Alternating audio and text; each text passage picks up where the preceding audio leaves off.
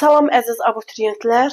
Bugün biz öyrənməkdə çətinlik çəkdiyiniz Elçinin Talvar əsərini öyrənəcəyik. Belə ki, əsər hekayə janrındadır, epik növdədir, hadisələrin təsvirində təhkiyə aparıcıdır. Əsərin əsas mövzusu təbiət hadisəsi fonunda sadə bir insan ömründən bəhs olunur. Belə ki, əsərin baş qəhrəmanı Əlabbas kişidir. Əlabbas kişinin əsərdə 2 oğlu, 4 qızı olduğu göstərilir, amma 4 qızı haqqında əlavə heç bir məlumat yoxdur. Əlabbas kişinin oğlanları böyük oğlu Ağa Muxtar, Ağa Muxtarın həyat yoldaşı Ana xanım, kiçik oğlu Fətullah, Fətullahın həyat yoldaşı isə Məsmə, Fətullahın nəvəsi Gülağa, Gülağa Əlabbas kişinin nəticəsi sayılır. Daha sonra Əlabbas kişinin nəvəsi Ağa Səlimdən bəhs olunur. Ağa Səlimin həyat yoldaşı Zibeydədir. Ağa Səlimin hansı övladı olması barədə məlumat yoxdur. Sadəcə yəni nəvəsi olduğu qeyd olunur. Bundan sonra Əlabbas kişinin qonşuları, atası haqqında məlumat verilir. Bu haqda isə əsəri danışdıqca məlumat sizə verəcəm. Deməli, hadisələr necə başlayır? Hadisələr tut ağacının şaqqıldamağı ilə başlayır. Belə ki, həyətdə olan Gülağa ağacın 2 yerə parçalandığını görür, gözləri bərələ qalır. Bu zaman balkonda əyləşən Ana xanım küftə yumruluyurdu və o dərhal Gülağaya deyir ki, get babanı çağır. Gülağa hadisənin nə yerdə olduğunu anlayır, qaçıb Əlabbas kişini çağırmaq istəyəndə Əlabbas kişi özü çoxdan yerindən götürülüb, qaça-qaça gəlirmiş. Və Əlabbas kişi gəlir həyətə, görür ki, tut ağacı 2 yerə parçalanıb, deyir ki, gördünüz, mən deyən oldu. Sən demə Əlabbas kişi dəfələrlə nəvəsinə danışıbmış ki, bu ağacın 100 yaşı tamam olanda 2 yerə parçalanacaq. Və onun dediyi də həqiqət olmuşdu və o deyirdi ki, dərhal hər kəs yerə düşən bütün tutları yığsın. Əgər o tutdan bir dənəsi yerdə qalsa günah sayılır. Və başını qaldırıb balkona Ana xanıma aş bişir deyir. Və təbii ki, bu hər iki fikir Əlabbas kişinin özünün şəxsi fikirləri idi.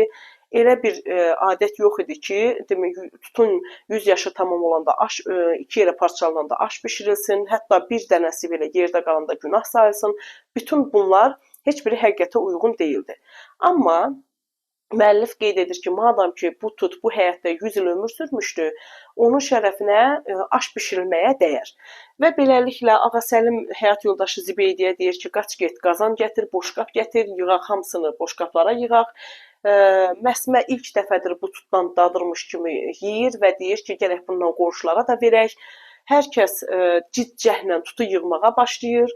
Və bu zaman demək Əlabbas kişinin sinəsinin üzərinə göydən bir tut düşür və onun köynəyi qırmızıya boyanır. Bu zaman oğlu Ağa Muxtar atasının bu vəziyyətini görür və o ürpənir, elə bilir ki, atasının ürəyinə güllə dəyib. Atası da Əlabbas kişi də oğlu Ağa Muxtarı görür və ürəyindən keçirir ki, oğlu necə qocalıb və dünyanın vəfasızlığından şikayətlənir. Deyir ki, biz gəldi gedərik, sən yaşa dünya, ürəyində fikirləşir. Daha sonra yenə düşünür ki, İskəndərə qalmayan dünya heç kəsə kimə qalacaq deyə fikirləşir.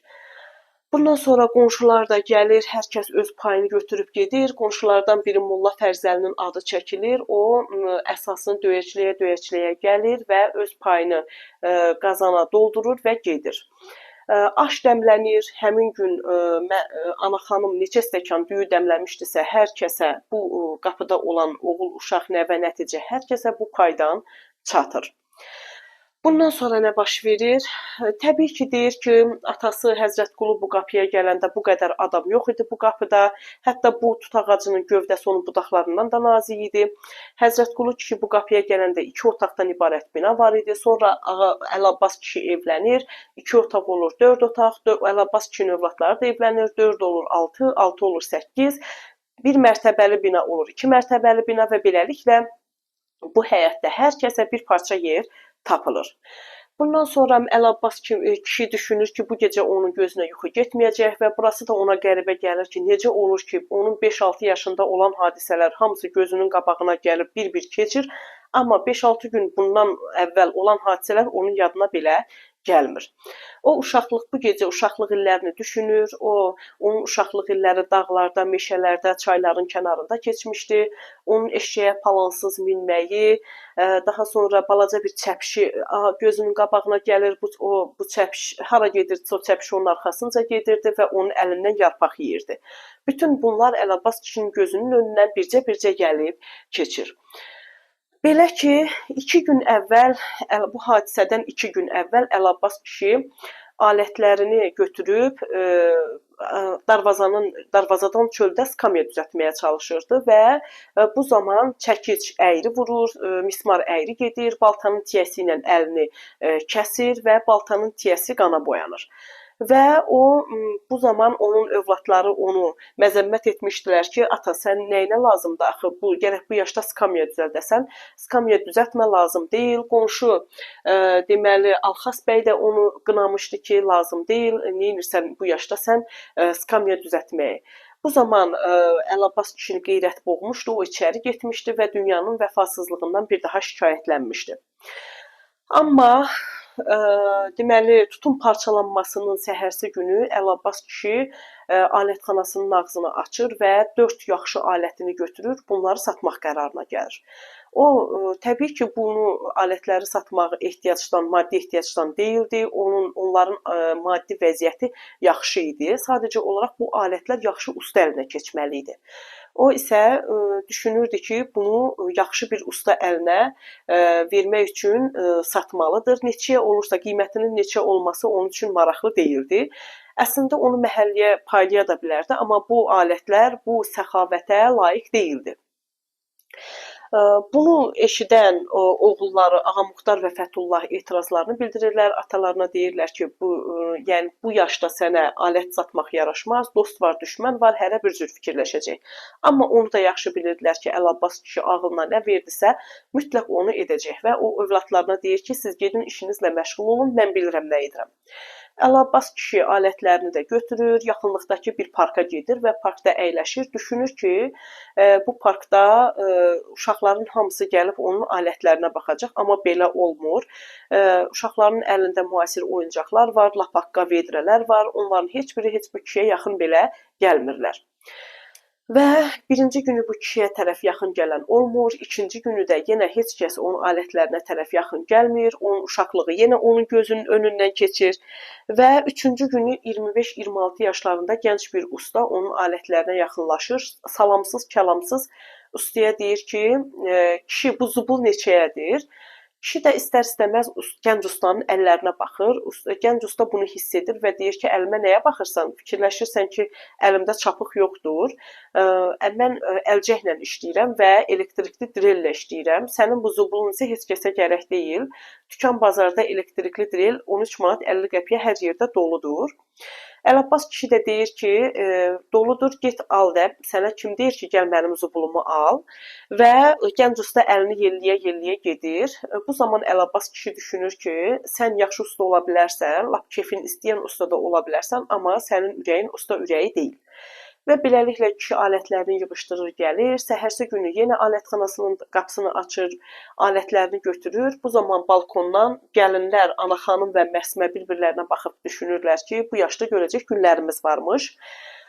Amma bu dəfə Əlabbas kişi alətləri satmağa getmir və o darvazanın ağzında skamyanı düzəltməyə başlayır. Bu zaman necə olursa çəkic düz vurur, mismar düz gedir və beləliklə 1 saata, saat yarıma skamyanı düzəldib bitirir.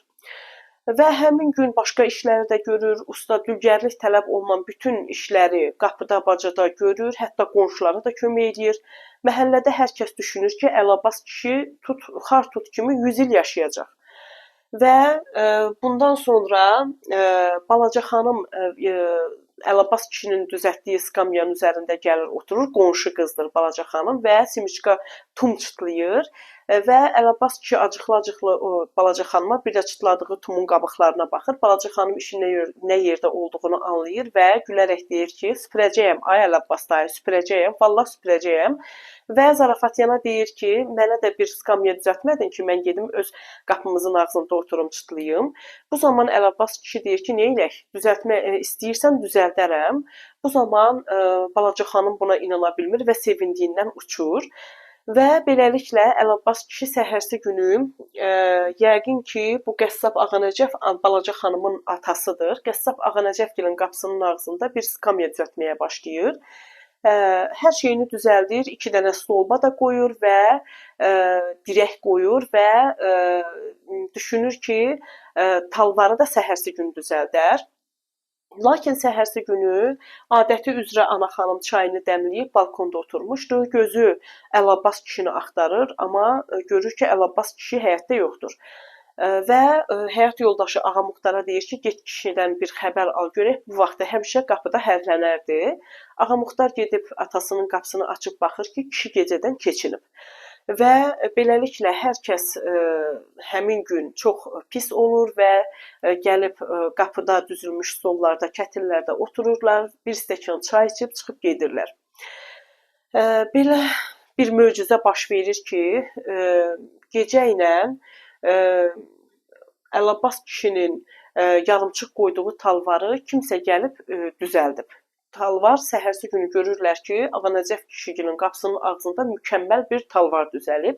Uşaqlar arasında da belə bir, insanlar arasında da belə bir şayə yayılır ki, güya Əlabbas kişinin alətləri, mişarı, rəndəsi, çəkici öz-özünə durub, gedib o talvarı düzəldiblər.